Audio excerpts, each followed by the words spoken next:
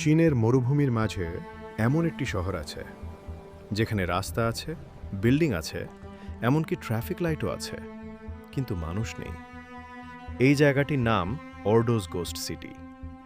একসময় এটিকে চীনের ভবিষ্যতের সবচেয়ে আধুনিক শহর বানানোর পরিকল্পনা করা হয়েছিল। হাজার হাজার বিলাসবহুল অ্যাপার্টমেন্ট, বিশাল শপিং মল আর আধুনিক স্টেডিয়াম তৈরি করা হয়। কিন্তু ভয়ঙ্কর ব্যাপার হলো, শহর তৈরি হওয়ার পর মানুষই সেখানে থাকতে আসেনি। আজ পুরো শহরটি প্রায় খালি পড়ে আছে। রাতের অন্ধকারে ফাঁকা রাস্তাগুলো দেখতে ঠিক সিনেমার পোস্ট অ্যাপোক্যালিপটিক বিশ্বের মতো লাগে। অনেকে দাবি করেন, রাতের বেলা পরিত্যক্ত বিল্ডিংগুলো থেকে অদ্ভুত শব্দ শোনা যায়।